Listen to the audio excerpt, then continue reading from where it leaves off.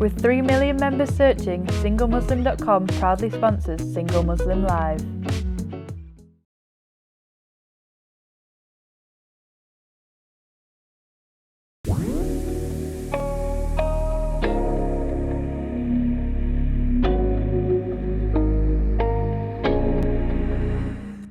Assalamu alaikum and welcome to another episode of Single Muslim Live with me, your host Maedeh Sharifi, sponsored by SingleMuslim.com, broadcasted exclusively on British Muslim TV.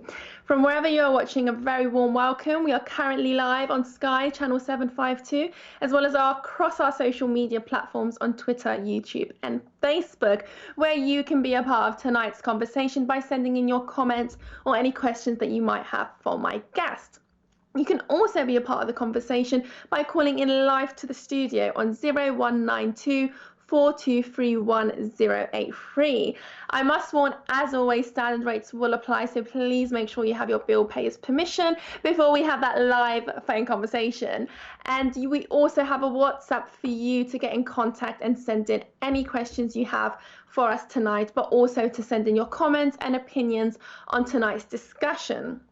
Now, before I introduce my guest, I'll just give you a brief overview of what we'll be discussing today, and that is my guest's experience in being married young, getting divorced young, and also trying to find love and get married whilst divorced and as a single parent. We'll be talking about the stigmas and also debunking some of them and the myths that is associated to divorced women in the community, and also more importantly, but what isn't discussed as often is young women getting divorced.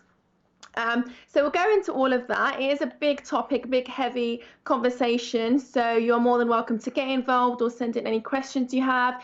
If you yourself feel like you want to share your own personal experiences, resonate with anything, then you are more than welcome to also get in touch with us via WhatsApp or social media. And without further ado, I'd like to introduce my guest, Arefa. Hello, Arefa. Hi. How are you today? Thank you. Great. So I just told all that I told the audience already. I gave them a brief introduction, and we have so much to talk about tonight. So we'll just start with talking about. So you got married young, which we did discuss off air. And now you have been divorced. I want to ask you what difficulties you are facing or stereotypes with when you do meet someone, or if you are trying to get married. There's a lot of stereotypes about being a Muslim and being single and divorced. A lot of backlash I got was from within my family itself when I initially went ahead and told them that I no longer want to be with the person I'm with. My family weren't very understanding, and the people around me weren't very understanding, because my parents didn't want to face the backlash of having a divorced daughter, and the stereotypes that go with it. Like, my parents were like, you're going to be labelled, and what's going to happen after? How will we move forward from you being divorced? I've met people and they're not very understanding, and I feel like it's always the woman's fault, no matter what the reason behind you leaving is.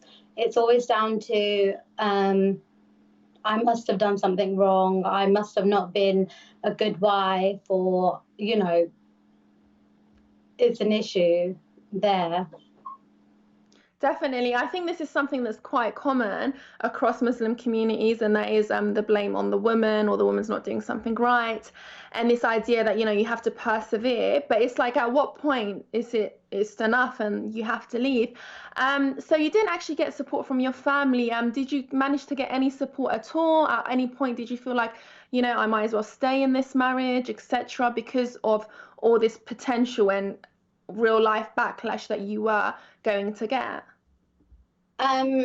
Even 2 years on from my divorce, sometimes now I think maybe if I did stay in the relationship, life would have been easier now, not for me, but for all the comments I get and like how my parents feel about everything. I left my relationship because of physical abuse. And I've always been a person that's kind of been strict on, I'm not going to put up with anyone that's going to get physical with me. So I decided to leave. And my mum was like, you know, it's fine. Men get angry. It's okay. Like, it's understandable. But for me, it's not okay. No one should physically be abusing you, even if you've done something wrong or even if they're angry. And she's kind of like, you know, it's fine. It happens. Men get angry. They can, you know, it's okay. Just stay because, you know, you don't want to be divorced and you've got a child. No one's going to want you after this, which isn't true. It shouldn't be like that. And we shouldn't see it like that. I don't know why parents are so scared of having a divorced daughter more than they are of having a divorced son. We're all in the same boat once you're divorced, and we should all be supporting each other and uplifting each other. I agree. I'm sorry you went through that, and thank you for sharing your personal experience. And I'd like to touch on, I actually agree. I think parents are more concerned about the community image, etc. They don't want, you know, their daughter or even their grandchildren to come from a broken home. And I think culture plays a lot of parts in this. Do you feel like your culture played a part in shaping your parents' views and the views of those around you? It definitely did. Obviously, I'm from the South Asian community, so being a Bengali, growing up my whole life, I've had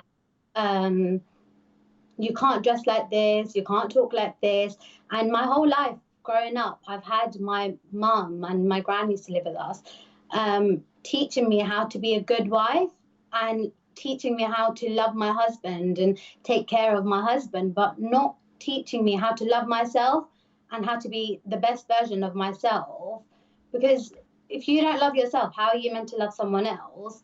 And if you don't love yourself, you don't know when to leave a toxic relationship and when to do what's right for you. You're always going to be stuck doing right for everybody else.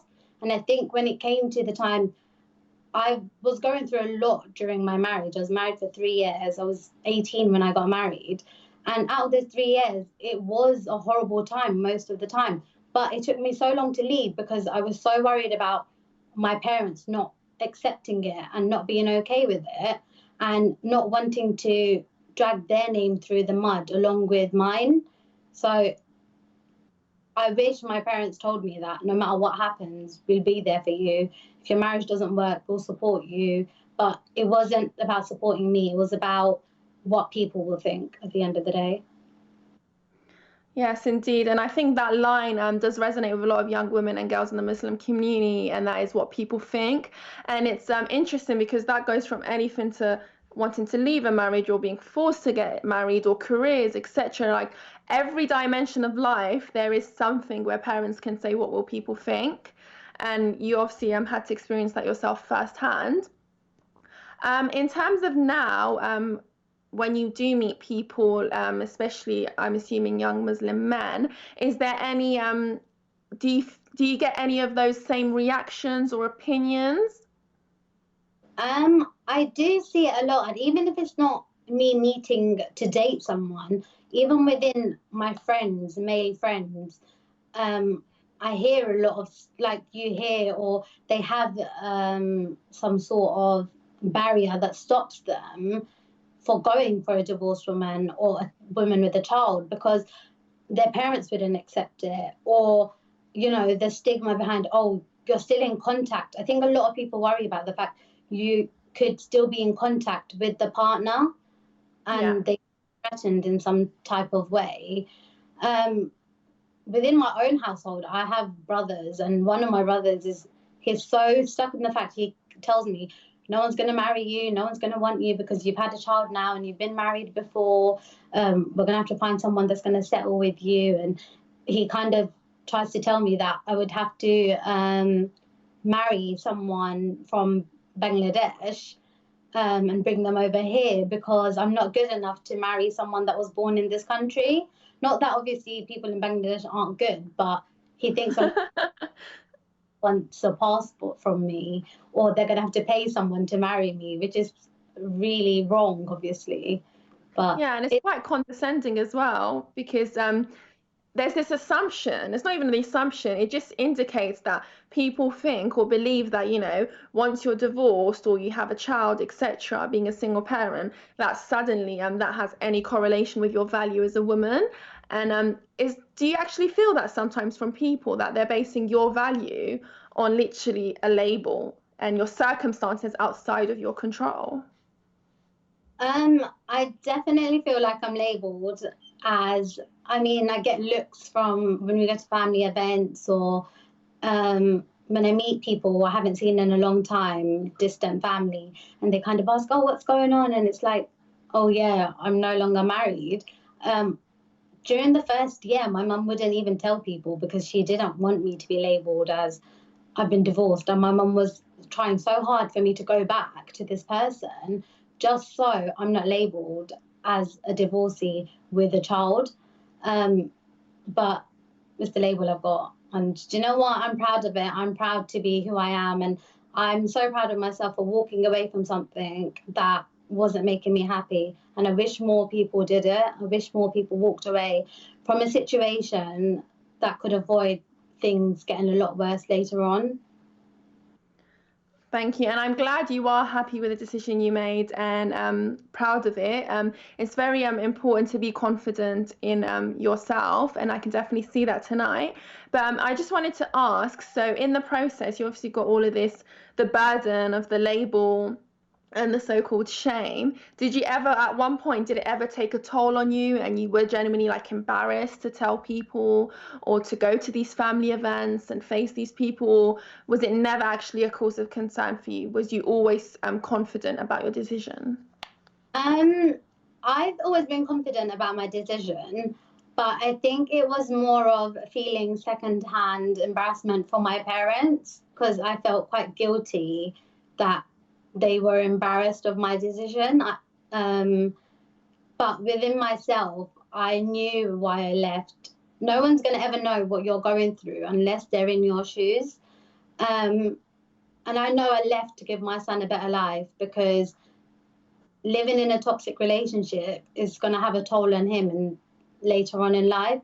So I had to leave, and I left. And I've been sat in situations where I've been around my family and my cousins, and they've kind of been like, oh, why don't you just get back with him and everything's going to be fine, but I stuck to my decision. Until this day, I will stick to my decision because I did the right thing. Well, that's beautiful and refreshing to hear. And I'm sure anyone that is watching this that may resonate will be very refreshed to hear that from you, Arefa. In terms of telling your son, how was that process?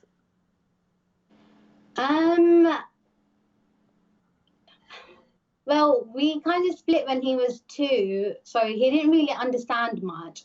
Now he does understand that he obviously doesn't see his dad around. He does go to his dad's every other weekend. We try to make it work like that. So he understands he's got 2 different homes.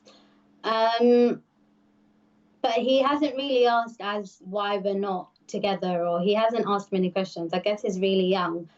But it just brings me on to, I came across something online the other day, and this TikToker who's got quite a lot of followers, he was labeling single mums as, like, he was basically saying we've failed in life, and he mentioned single mums bringing up suicidal kids and bringing up boys that are feminine.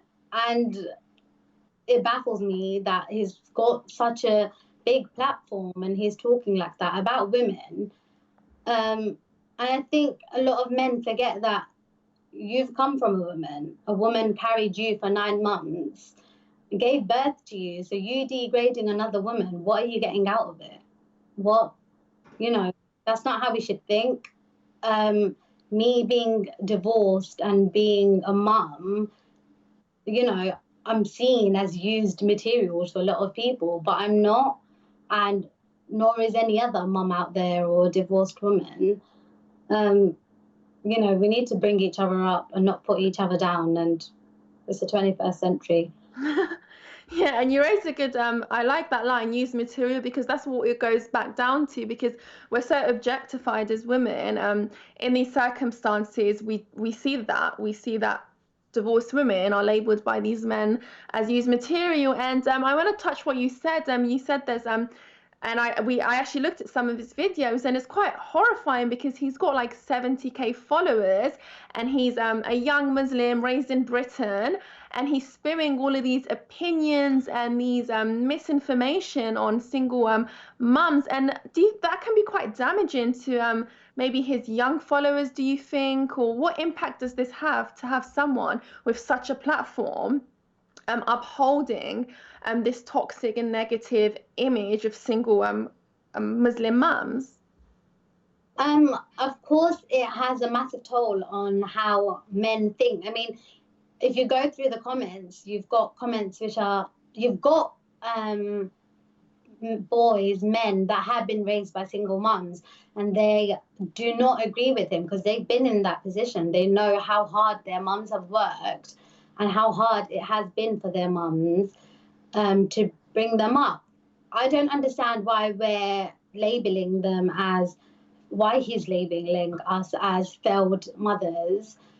Why don't we say the fathers are absent? I mean, it could be anything. The father could have left, and that's why the mother's single. We don't know why people are divorced or why people are single, but why are we always putting the blame on women?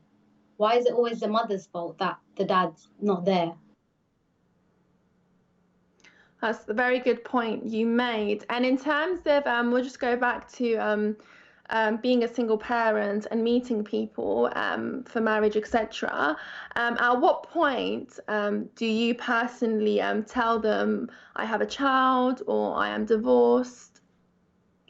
I tell them straight away that I have a child, and obviously being a Muslim, they kind of realize, yeah, I've been married before. I wasn't legally married, so I had my Islamic nikah done. But I haven't met anyone that's been kind of like, oh, I met one person and they kind of said, oh, my parents are going to be fine with it because my sister's divorced and she has a child.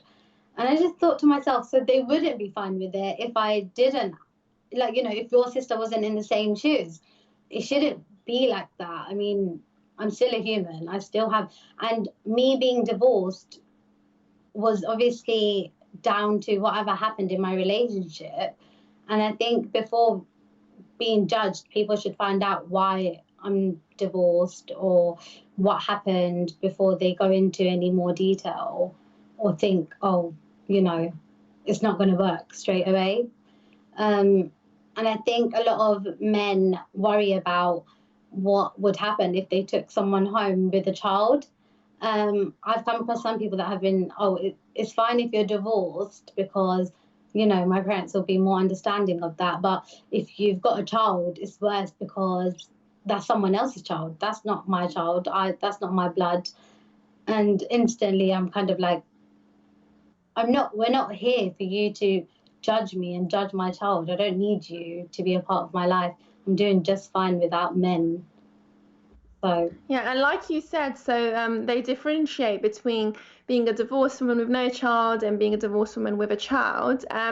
With you, so when you are getting to know people, etc., do you feel like that impacts a lot of things and like your type and what you're looking for having a child or not?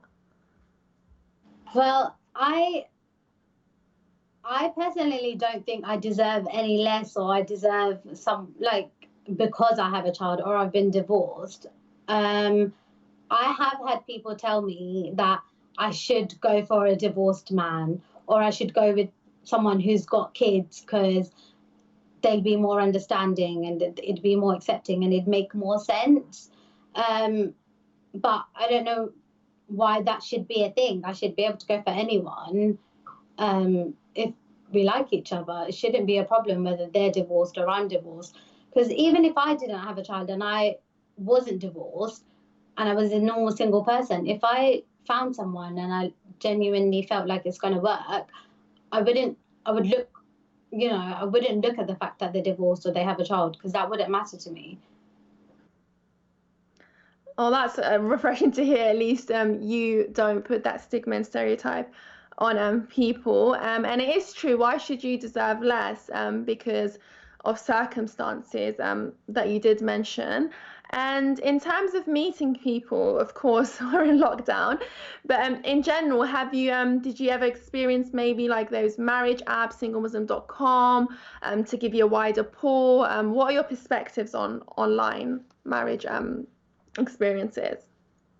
I haven't actually gone online to look for anyone. I think I've kind of been a bit scared of the judgment I'd get back. I've kind of met people through my friends and stuff like that, and that way they already know the situation. Whereas I haven't really met anyone to sit and say to them, this is the situation, how would you feel about it? Because I think I would probably feel quite low if someone did turn around and say, oh, you've got a child and you're divorced, I can't be with you. Yes. Oh, that's interesting to hear that actually, that you go through your friends. And I feel like with women and girls, I don't know if you agree or disagree, there's always two avenues. I think some are more comfortable to have a mutual with the person, especially because that person probably already trusts your friend and is open to hearing about your experience. Whereas maybe when you meet someone you don't know, of course, that can pan out differently. But of course, there's always people are different, and I can't paint everyone with the same brush. We have a comment via WhatsApp right now, and it says, I was engaged in halal courtship with a sister. When I discovered she had a child and was a single mom, it completely turned me off. The idea of pursuing her for marriage, as I couldn't handle it at the time. I really regret that I couldn't tell her straight. It's good you're talking about this today. Do you have anything to say about this comment that we've been sent via WhatsApp? I think if you're going into marriage with someone, obviously it's your job to look deeper into the person's life. I mean, marriage is meant to be a bond for life. Obviously, it's not always like that. I think she obviously should have told you about the fact that she has a child, because my child is the most important person to me in my life right now, and he's the first person I talk about. A lot of the time, me personally, when I look into going into a relationship, I always tell myself, I'm not looking for a dad for my child, because he has a dad. And I'm also doing the role of a mum and a dad towards my child. If anything, I'm looking for a companion for myself and looking for someone to be there for me. And obviously, it'd be great if I'd like them to build a bond with my child and be there for my child as well. But that bond would have to build over time. But I think, yeah, sorry to cut you off. And that you may raise a really intriguing point about that you're not actually looking for a father for your son, because he already has one. And I think maybe, do you feel like sometimes that's what men assume when they do meet single Muslim mums, that they're going to have to be a father or a role model for the child, and potentially that might be what puts them off?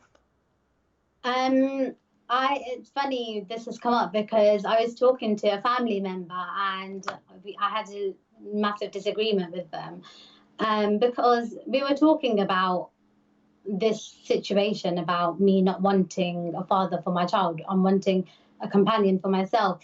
And it came down to him saying to me that, but I don't want to bring up someone else's child. And, my assets in life and everything I've earned and stuff, I'm going to have to leave it behind for this child as well. And I don't want to do that. I want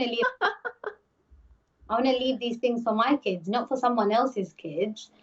And I kind of turned around and said, we don't know how life is going to turn out. Your kids might not be there on your deathbed, but this child of someone else's might be there. Like, you don't know what life has planned for us. So we can't sit there and say, at the end of the day, whatever you've got, I'm giving it to my child anyways. I'm providing for my child financially. I'm there for my child emotionally. So I don't need you to come in and provide for my son and leave your assets for my child, because but everyone has their thoughts, don't they? Indeed, and that's a new one actually, assets. I've never heard of that. I've heard so many things regarding why people wouldn't or have a preference to not marry someone that already has a child, but the asset one is truly an incredible one. I've not heard that one before. We have a question for you, and it says, it's asking, how do you feel you're treated by people your own age?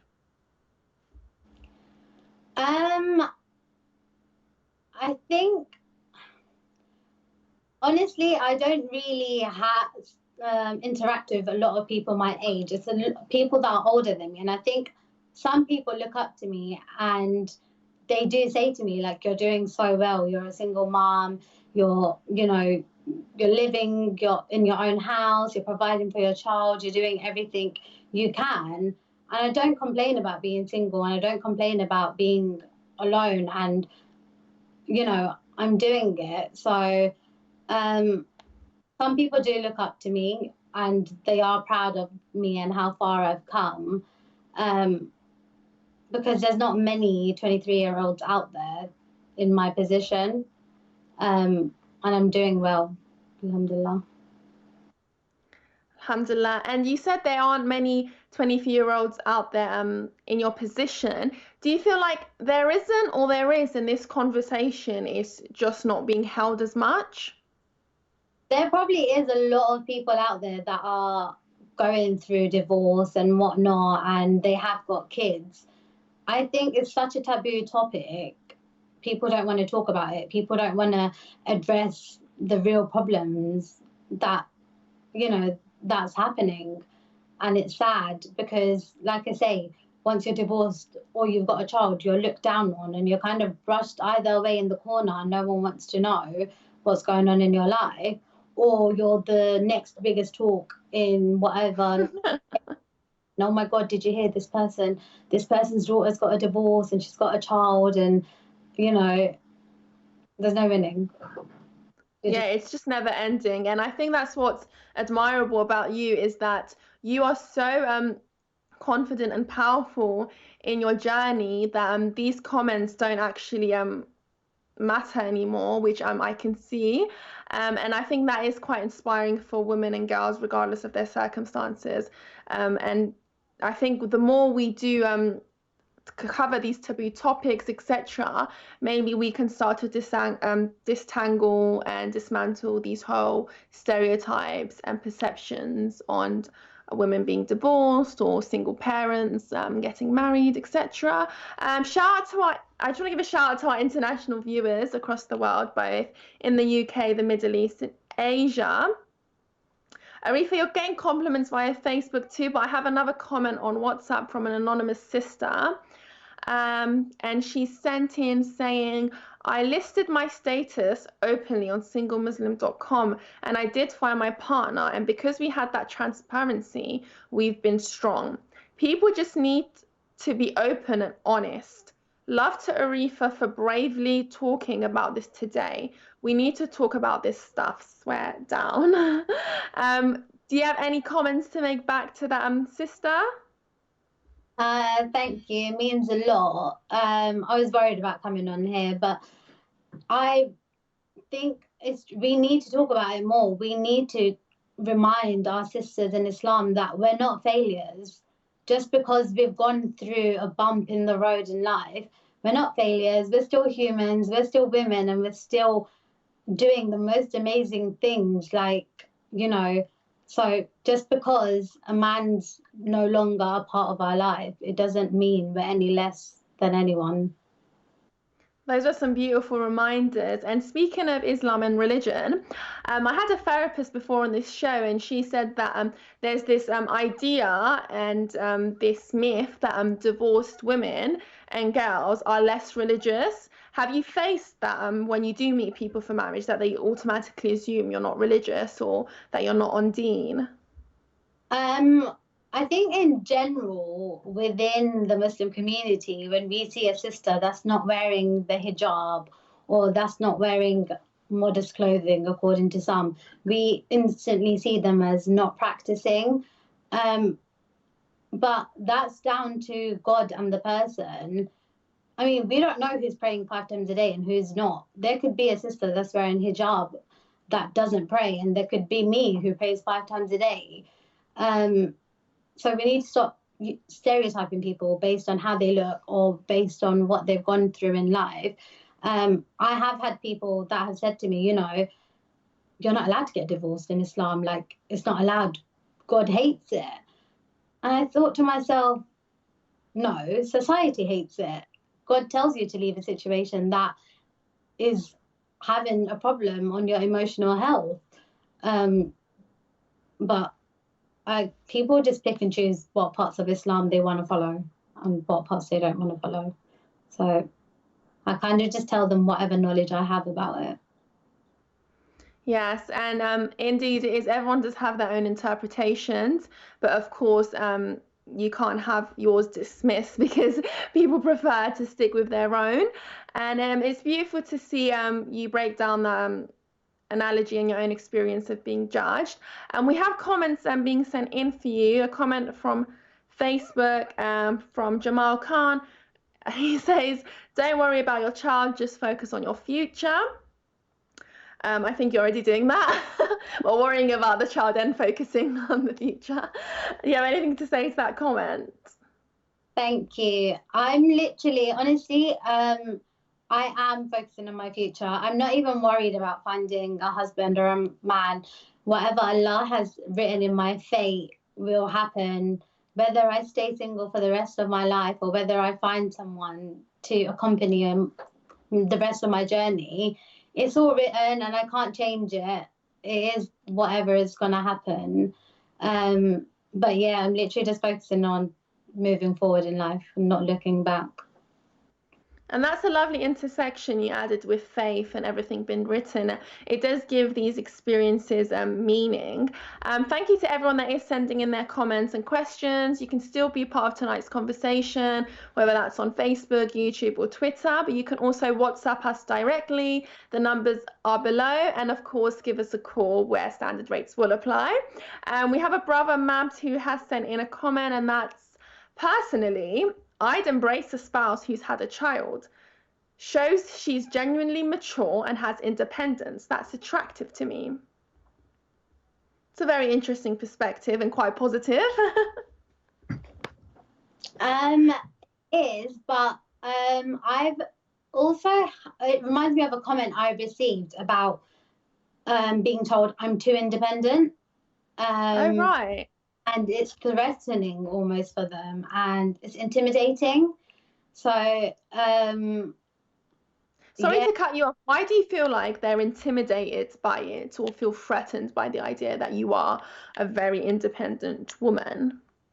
I think it's down to the fact that obviously I raised my child by myself. I'm paying my own bills. I'm working at the same time. And I think that's also a thing in, you know, like I'm doing it by myself. So I think if a man does come into my life, he kind of knows whether he's there, whether he's in my life or not, I'm still going to continue doing what I'm doing. So I think men like to have that dominant feeling of, you know, I'm the husband, I'm the man in the relationship, this is my role.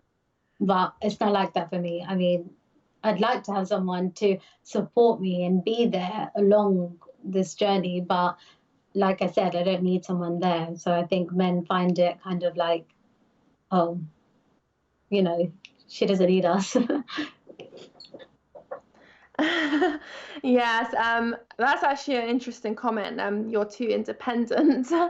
We have another viewer that has sent in questions for you, Arefa. It's anonymous. And it is a bit personal, so it's up to you whether you want to answer this question or not. Okay. The question is, sorry to be frank, but was her ex-husband British born or from back home? I find the mentality is different. Not saying either is better or worse. The viewer basically wants to know if your ex-husband, former husband, was British born or from back home. He was British born. The only difference with us was I'm from Bangladesh and he's Pakistani. So when we split up, when we got married, my parents kind of were like, they've always been stuck on this mindset of once you start mixing outside of your own, your own culture, then it's not going to work. So my parents felt like, because I'm married a Pakistani, it naturally wouldn't really last long or it wouldn't work out. So they were really worried about that in the first place. And obviously when it didn't work, my parents straight away were like, yeah, it's because you're both from different countries and you've both got different, morals and culture. And so, but he was British born, so. He was British born. Thank you to the viewer for sending your question. You've got that answered. And the viewer said an interesting point. I find the mentality is different. I actually had a conversation with someone recently, and the Middle East and Asia are quite together, but there are, of course, some cultural differences. And even in the Middle East, one country could be way different in mindset to another.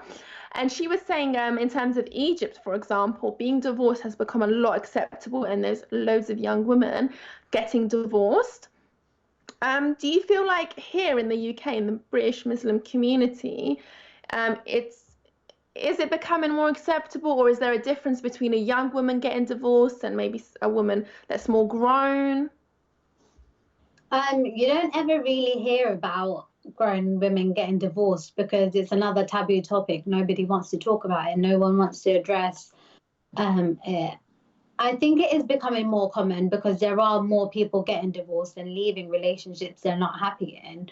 But I still know people that are in relationships and they've been in them for years and they don't want to leave because of what society will say and what people will think.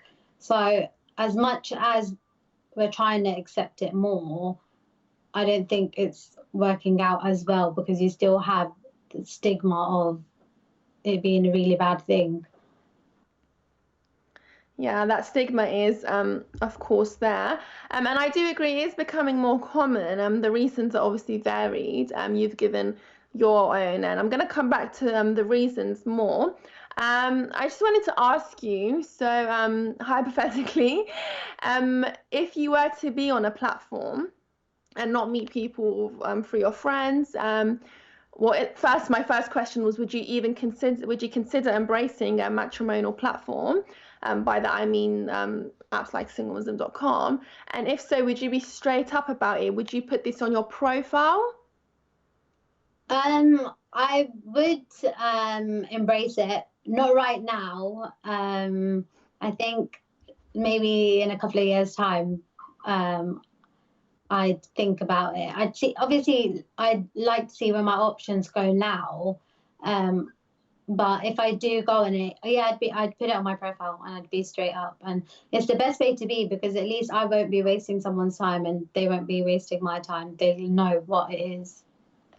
That's a very good perspective. And it is indeed, it's just about putting this fact straight out there instead of having it as some sort of surprise for the person, and then that's just both time wasted on both sides.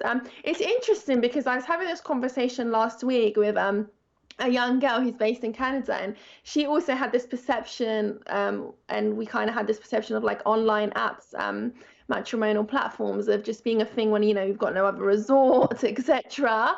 But she's based in Canada. Do you feel like here with like young Muslims in Britain there is a stigma on using these online apps, or that it's looked down upon? I have friends that have gone on Muzmatch and stuff. I think with my friends, what I found is they were more worried about someone in the local area seeing them on the website and knowing who they are. But I do know a lot of people that do use them. So I think the thing is, when you're going onto these websites, you're kind of hoping for it to turn out for marriage. But I think recently a lot of people, it's not going into marriage, or it's not becoming serious, and it's kind of either you're wasting each other's time or it goes into kind of dating and stuff like that. So people are, well, one of my friends kind of said, like, you know, mismatch is the new Tinder. And it kind of was like, okay, it's obviously not working out for people as well as they'd hoped. Yeah, indeed. And I think that is the main point of concern and worry, is that there's so many apps that are putting on this certain image and perception of it, and then they end up, like you said, this dating, and it's not actually goes into marriage, and despite all of those things. And I actually have a comment for you on Facebook, and that is from Jamil Abbasi. And it says, it's sad people are rejecting such a lovely person, forgetting the sunnah of Prophet, peace be upon him. And that's what I'm on about here today. So I'm glad you mentioned that, Jamil. That's what I was actually talking about, matrimonial platforms. And we need to, of course, I think it's maybe because these people, I can't speak for them, but are looking for marriage, and that's when, you know, the judgments, everything spews in. But yeah, Jamil just wanted to say, it's sad people are rejecting such a lovely person, forgetting the sunnah of Prophet, peace be upon him. I think a lot of people forget the teachings of our Prophet, and a lot of people, that's the problem, a lot of people mix culture and religion. So even growing up, there's a lot of stuff my parents kind of told me to fear when it came to Islam. But as growing up, and I've done my own research, I found out it's not Islamic. It's what they think and what culture has, you know, society has told them to think. Yeah, it's interesting you said that, because cultures, I don't know if you agree from a South Asian perspective, but from Middle Eastern, there's a big emphasis on a woman's past, and it's so contrary to Islam and the Prophet, peace be upon him's teachings, which actually is so protective of a woman's past. And even myself, like you said, growing up like with the culture and this fear of like a woman's past being used against her, etc. And then I came across the teaching of Prophet, peace be upon him, because I assumed, you know, culture and religion intertwine, because that's how parents tend to sometimes raise you. And then I discovered, you know what? There's all this judgment in the Muslim community and this idea of a woman's past and these labels, but our Prophet, peace be upon him, his teaching was completely opposite of that. He was so protective of a woman's past, and he himself has married a woman that has been married before. So it's interesting that we are now here today in 2021, and we're actually going where people think they are following these teachings, they're actually going astray from it by upholding all these stigmas and stereotypes. What are your thoughts? I do believe that is so true. We tend to forget that our Prophet married widowed women and he married divorced women. So I don't know where we've gone wrong and why men in this day and age think that women are any less. There's one thing I always remember, and heaven lies beneath your mother's feet, because that's how high up women are held in Islam. So I don't know why we're seen as any less to what has been written for us by God. And you say, Arefa, you don't know where we've gone wrong, which I love. And you mentioned culture before. So do you feel like culture is where we've gone wrong? Yeah, a lot of the time, yeah. Yes, and we have had we've spoken about so many things. So there's culture. We spoke about online platforms, and it's interesting because me and Arefa were having this conversation off air about the fact that we assume, you know, this will go with generations, but we were saying how there's young Muslims who still preserve these ideas that are contrary. Do you think there's any way, Arefa, like how could we solve this in the community? Because we're trying to end this and, you know, progress. And how can we go about doing this as young British Muslims? Honestly, it's down to how we bring up our children and our mentality. I, as a mother myself, I try my best not to go off what I've been taught by my parents, because, you know, I don't want my child to be brought up the way I was brought up or with the mentality I was brought up with. So I think we as young Muslims, we should do our own research into Islam and find out things for ourselves instead of relying on our parents' knowledge, which is backdated and which isn't always based on what Islam has taught them. It's based on what society has taught them.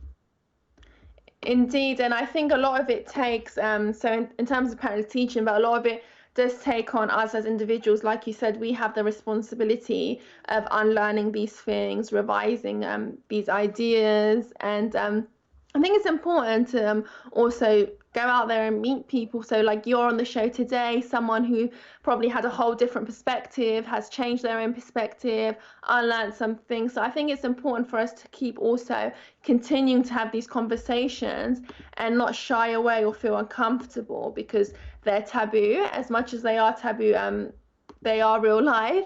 And as much as I feel like we all have these opinions, so people who have never been married or people who've never had a child, etc., any of these experiences, it's so easy for us to have an opinion, but there are real people in real life that are on the other end of these repercussions and these opinions.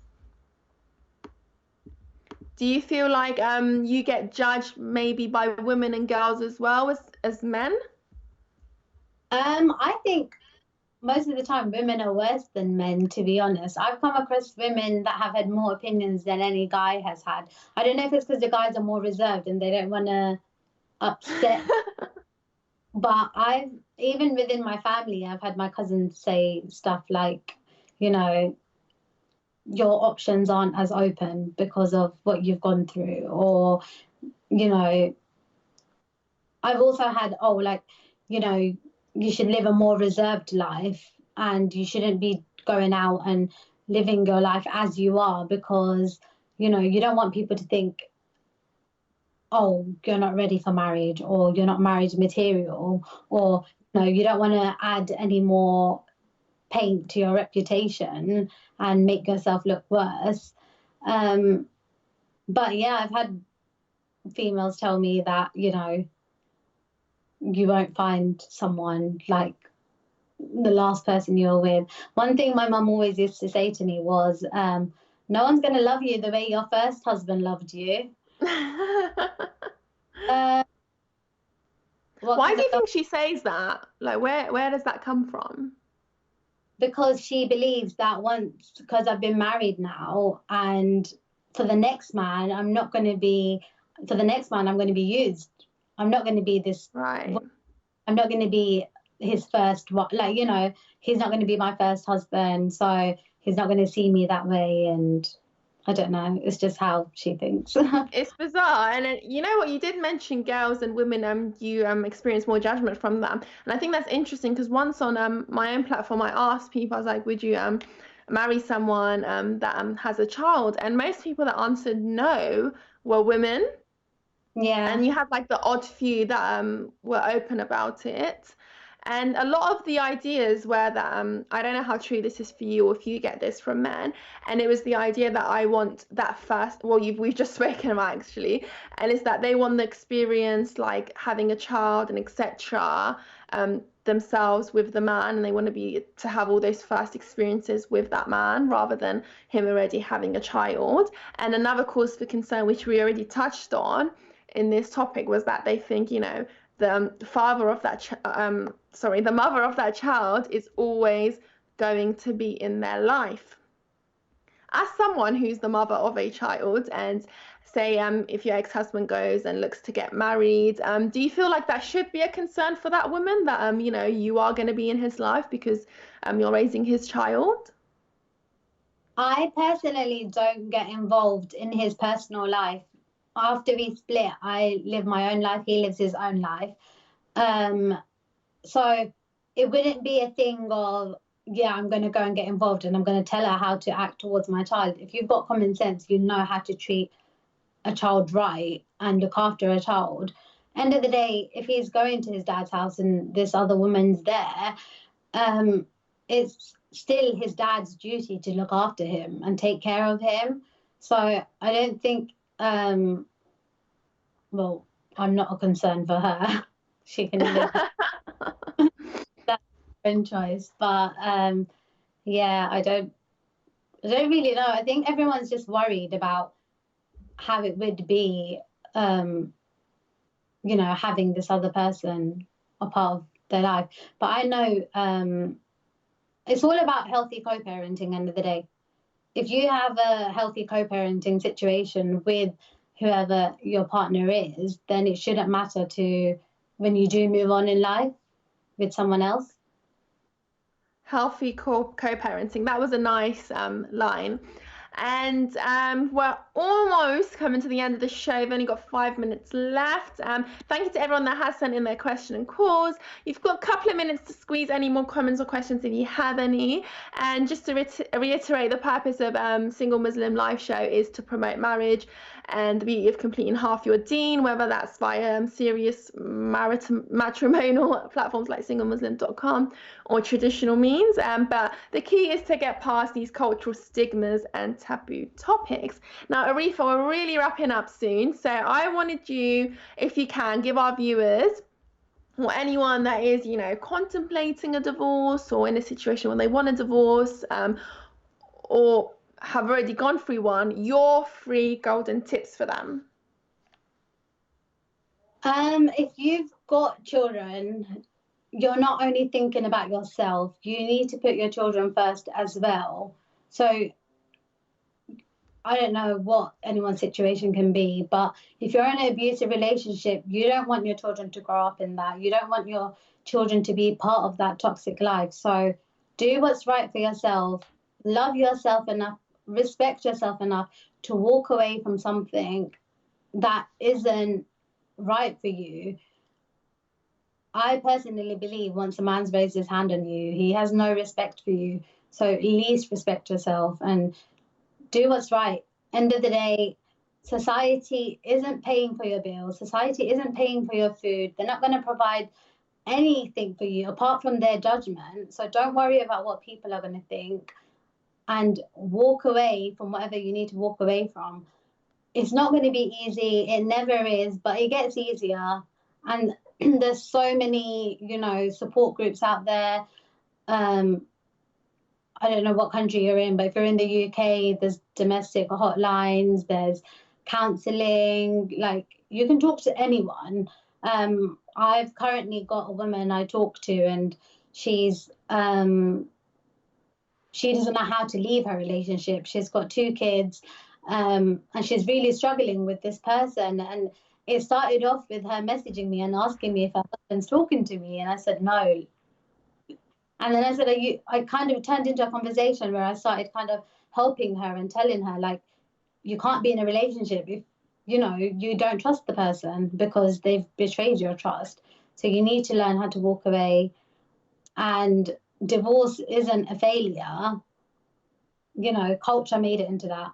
Society made it into a failure. And it's not as bad as it seems.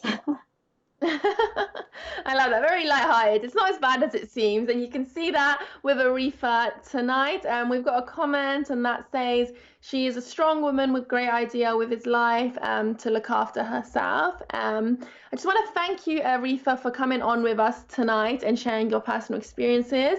And I'm sure it's very refreshing for the audience to see and to just open this conversation and break some glass ceilings. So thank you. Okay, thank you. And I just want to remind the audience that at British Muslim TV, we do strive to serve the community and we'll do our utmost to support you where possible. It's important for me to mention that if you are suffering any emotional distress or have been affected by today's program, you can reach out to the relevant organizations for confidential advice. Full details can be found on our website, and that's on www.britishmuslim.tv/support. If you are in immediate danger, please always dial your national emergency line, and in the UK, that is 999. I'm afraid we are wrapping very short to the end of the show. Thank you to all our viewers that tuned in, and to the viewers, a special thank you to those who engaged with us, sent in their questions, their comments, and tuned in across from different regions. It's been an absolute pleasure, and we will see you again around this time next week, Thursday, 9:30 p.m., where we will continue to have these topics. You'll be joined with my new colleague Anissa Jeffries, who will be who is an amazing host that will be taking over Single Muslim Live. And but this isn't the last you'll see of me. You guys will see me very soon. Thank you to everyone that has tuned in during the last couple of weeks. It's been an absolute pleasure engaging with you guys, hearing your questions and your comments. So we look forward to having more of that with myself and with Anissa. It's a very exciting weeks ahead with British Muslim TV, so I look forward to sharing those with you. We've touched about a taboo subject today. We've touched about them in the past across different dimensions, and we will still go ahead with this and continue to touch on taboo topics and looking at how marriages and the solutions to these problems that you guys are facing and that are prevalent in the community.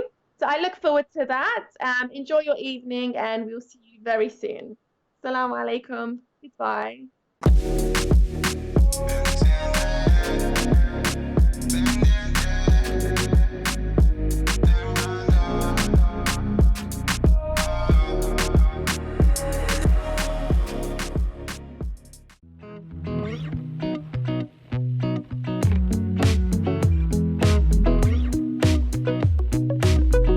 With 3 million members searching, SingleMuslim.com proudly sponsors Single Muslim Live.